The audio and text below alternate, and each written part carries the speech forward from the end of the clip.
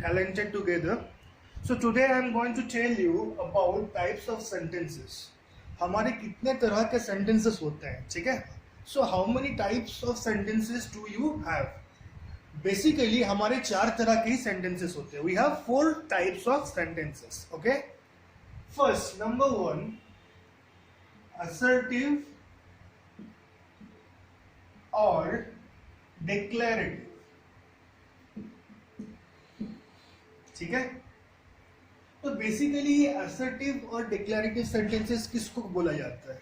Okay, देखो, from the name itself declarative means declaration. ठीक है? सो बेसिकली ये स्टेटमेंट होता है. When you state something that is known as assertive और डिक्लेरेटिव सेंटेंस. स्टेट मतलब क्या? जब आप कुछ बोल रहे हैं, आपको याद रखना होगा, बोलना, मांगना, रिक्वेस्ट करना, सब में डिफरेंस होता है. आप नॉर्मली जब कुछ बोलते हैं, इसमें आप किसी को कोई परमिशन नहीं पूछ रहे, किसी से कुछ मांग नहीं रहे, किसी को आप रिक्वेस्ट नहीं कर रहे, सिर्फ कुछ बोल रहे हो, एक स्टेटमेंट आप बोल रहे हो. जैसे कि आप बोल रहे हो for example, I will cook tonight. ठीक है?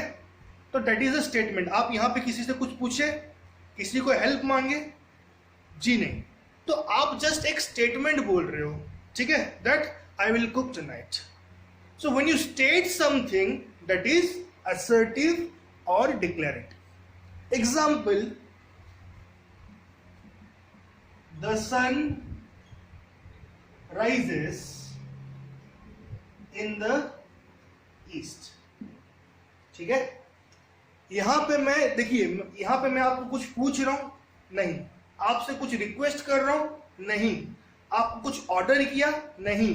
मैं जस्ट आपको कुछ बताया, मैं कुछ बोला, मैं एक स्टेटमेंट डिक्लेयर किया कि the sun rises in the east. So this is what is assertive और डिक्लेरेटिव सेंटेंस. ठीक है? सो हियर वी स्टेट और वी डिक्लेयर समथिंग. ठीक है? सेकेंड में आता है इंटरोगेटिव सेंटेंसेस. इंटरोगेटिव बोलते हैं ना, पुलिस अगर चोर को पकड़ता है तो उसे क्या बोलते हैं? इसको लेके जाओ इंटरोगेशन के लिए. इंटरोगेशन का मतलब क्या होता है? What is the meaning of interrogation? उसका मतलब होता है पूछताछ. ठीक है? जब आप किसी को कुछ सवाल पूछते हो, that statement is interrogative statement. ठीक है? When you ask question to someone, that is known as an interrogative sentence. तो basically interrogative sentences क्या होता है? ये जैसे कि ये हो गया स्टेटमेंट, तो ये हो जाता है क्वेश्चन. ठीक है? एग्जाम्पल के तौर पर अगर लेंगे तो हाउ आर यू. ठीक है? ये एक क्वेश्चन हो गया. तो जब भी आप किसी को कोई सवाल पूछते हो, वो आता है इंटरोगेटिव सेंटेंसेस. लेकिन आपको एक चीज ध्यान देना है, कभी कभी ऐसे होता है कि you use the words may and please to ask a question. जैसे कि may I drink water, would you help me please. ये भी क्वेश्चन जैसा ही है. ठीक है? ये क्वेश्चन जैसा कि ये क्वेश्चन ही है, लेकिन ये इंटरोगेटिव सेंटेंसेस में नहीं आता है. ठीक है? आपको ये याद रखना है, इसमें क्या क्या नहीं आएगा? मे और प्लीज.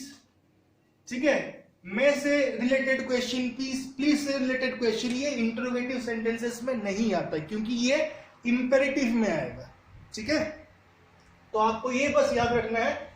नॉर्मल क्वेश्चन आप कुछ भी पूछिए, how are you, what's your name, that is okay. But may I drink water, that is basically a request.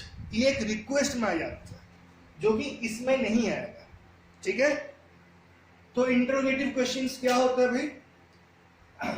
जब आप किसी को कोई सवाल पूछते हो रिक्वेस्ट बिना किए, तो फिर वो होता है इंटरोगेटिव. ठीक है? अगर रिक्वेस्ट है तो फिर वो थर्ड कैटेगरी में आ जाता है, जो कि हम लोग अभी नेक्स्ट जाने वाले हैं. नेक्स्ट हमारा थर्ड कैटेगरी में आता है इंपेरेटिव सेंटेंसेस. ठीक है? इंपेरेटिव सेंटेंसेस क्या होता है? बेसिकली इंपेरेटिव सेंटेंसेस जो भी है वो 4 टाइप्स के होते हैं, ठीक है। क्या क्या होता है? पहला होता है ऑर्डर या फिर कमांड, दूसरा होता है रिक्वेस्ट, तीसरा आता है एडवाइस, ठीक है, और चौथा आता है फॉरबिड। यहां पे सजेशन भी आप ऐड कर सकते हैं, ठीक है। Okay okay, so imperative sentences are basically of 4 types. First one order और command, second one request, third one advice और suggestion, and fourth is forbid. अब मैं ये चारों को आपको स्टेप बाय स्टेप बताऊंगा और ऐसे एग्जांपल्स दूंगा कि आपको याद रह जाएगा, ठीक है। पहले ये दोनों को देखते हैं, ठीक है ना। सभी को पता होता है ऑर्डर या कमांड क्या होता है, ऑर्डर करना, ठीक है।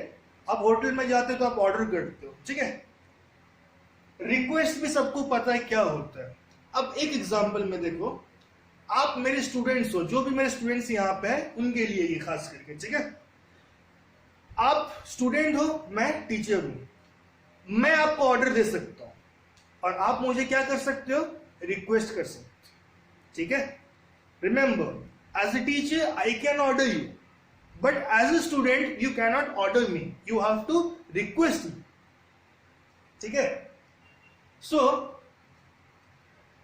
जनरली ऑर्डर कौन दे सकता है? जो आपसे बड़े हैं या फिर उनका पोजीशन आपसे सुपीरियर है, ठीक है। भले ही उम्र में आपसे बड़े हो, उम्र में आपसे छोटे हो, लेकिन पोजीशन में आपसे ऊंचे हो, ओहदे में आपसे ऊंचे हो, वो आपको ऑर्डर दे सकते, ठीक है। जैसे कि आपसे उम्र में कोई छोटा है लेकिन वो आपसे बड़ा ऑफिसर है, तो he can give you an order, but you have to again request, okay. तो रिक्वेस्ट जनरली कोई किसी को भी कर सकता है, ठीक है। बड़े हो छोटे हो, एक दूसरे को आप रिक्वेस्ट कर सकते, ठीक है। तो ऑर्डर और रिक्वेस्ट का एग्जांपल याद रखना, टीचर और स्टूडेंट। टीचर ऑर्डर देगा, स्टूडेंट्स रिक्वेस्ट करेंगे, ठीक है। ये एग्जांपल याद रखोगे तो आपको ऑर्डर और रिक्वेस्ट याद रखेगा, ठीक है। एडवाइस और फॉरबिड, अब ये दोनों देखते हैं, ये दोनों क्या चीज है। एडवाइस मीन्स किसी को कुछ करने के लिए बोलना, ठीक है। To tell someone to do something, that is advice, कि आप ऐसा करो, दैट इज एडवाइस। और फॉरबिड मीन्स किसी को कुछ करने से मना करना। यहां पे आप क्या कर रहे हो, एडवाइस में किसी को कुछ करने को बोल रहे हो, यहां पे फॉरबिड में क्या कर रहे हो, किसी को कुछ करने को मना कर रहे हो। ध्यान से सुनो, इसमें आप करने को बोल रहे हो कि ऐसा करो, यहां पे आप मना कर रहे हो कि ऐसा मत करो। एक ही चीज को आप 2 वे से रिप्रेजेंट कर सकते हो, ठीक है। कैसे? जैसे कि फॉर एग्जाम्पल अभी आपको क्लास में चुप रहना चाहिए, ठीक है। उसको मैं एडवाइस की वजह से बोलूं तो क्या होगा, you should keep quiet in the classroom. देखिए, अगर एडवाइस के तौर से मैं अगर बोलता हूं तो ये हो जाएगा क्या, you should keep quiet in the classroom, ठीक है। अब यहां पे क्या होगा, ये एडवाइस है, ठीक है। यहां पे मैं आपको क्या बोल रहा हूं, चुप रहने को बोल रहा हूं। I am telling you to do something, that is to keep quiet, ठीक है। कुछ करने को बोल रहा हूं, क्या करने को बोल रहा हूं, चुप रहने को बोल रहा हूं। वही चीज अगर मैं एक दूसरे तरीका में बोल रहा हूं, जैसे कि देखो यहां पे मैं लिख रहा हूं, you should not talk in the class, ठीक है। अब यहां पे मैं क्या कर रहा हूं, देखो आपको सेम चीज बता रहा हूं कि आपको चुप ही रहना है, लेकिन यहां मैं आपको मना कर रहा हूं। मैं क्या चीज के लिए मना कर रहा हूं, बात करने के लिए मना कर रहा हूं, ठीक है। हालांकि दोनों का मीनिंग सेम है, चुप रहना, बात ना करना, मीनिंग इज ऑलमोस्ट सेम, लेकिन एक में हम आपको क्या बोल रहे हैं, कुछ करने को बोल रहे हैं, to do something, and what is that, चुप रहने को, टू कीप क्वाइट। और एक में हम लोग क्या बोल रहे हैं, कुछ नहीं करने को बोल रहे हैं। क्या नहीं करने को बोल रहे हैं, बातचीत नहीं करने को बोल रहे हैं। ठीक है, आई होप आपको ये समझ में आ गया होगा ये दोनों में डिफरेंस क्या होता है। ठीक है, याद रखना एडवाइस में आपको ऐसा करना है, फॉरबिड में आपको ऐसा नहीं करना है। ठीक है, you always use negatives here, okay, कि आपको ऐसा नहीं करना है। फॉरबिड मतलब ही होता है मना। ठीक है, ओके। अब हम लोग नेक्स्ट टाइप ऑफ सेंटेंस के पास चलते हैं, देखते हैं क्या है। ओके, तो लास्ट टाइप जो भी हमारा सेंटेंस है वो है एक्सक्लेमेटरी सेंटेंसेस। ठीक है, देखिए the fourth and the final type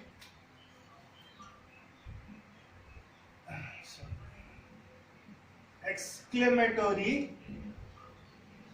sentences.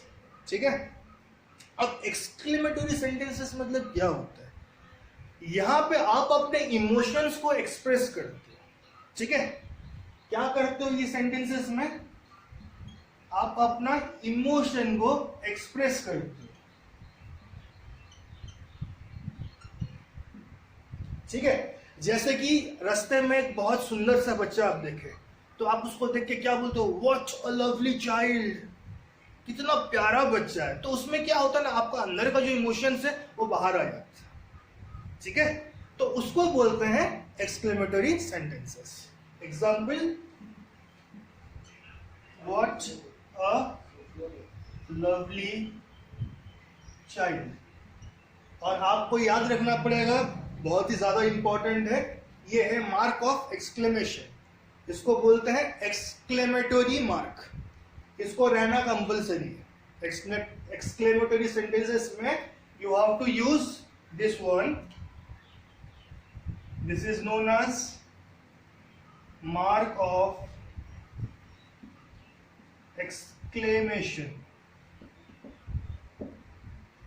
ठीक है, सो बेसिकली ये हमारे 4 तरह के सेंटेंसेस थे। ठीक है, आई होप कि आपको समझ आया होगा। अगर आपको कुछ नहीं समझ आया होगा तो आप मुझे क्वेश्चन कर सकते हैं। और एक चीज, आज मुझे माफ कीजिए क्योंकि आज का लाइट क्वालिटी अच्छा नहीं है। ठीक है, और मैं बहुत गर्मी में ये एक्सरसाइज बता रहा हूँ। ठीक है, फिर भी मैंने कोशिश किया है कि जितना सिंपल वे से हो सके मैं इसको प्रेजेंट करूँ आपके सामने में। और मुझे बहुत जन बोलते हैं कि सर आप थोड़ा हमें इस तरह से समझाइए, हिंदी थोड़ा यूज करके कि हमें समझ में आ जाए। Okay, those who are not that good at English they always ask me to explain in Hindi. तो मैंने कोशिश करा है कि मैं हिंदी में उसे एक्सप्लेन कर पाऊँ। ठीक है, तो आज के लिए बस इतना ही। ठीक है, ये हमारे 4 तरह के सेंटेंसेस है। होप आपको समझ में आया होगा। Thank you, like, share and subscribe my channel. Okay, bye bye.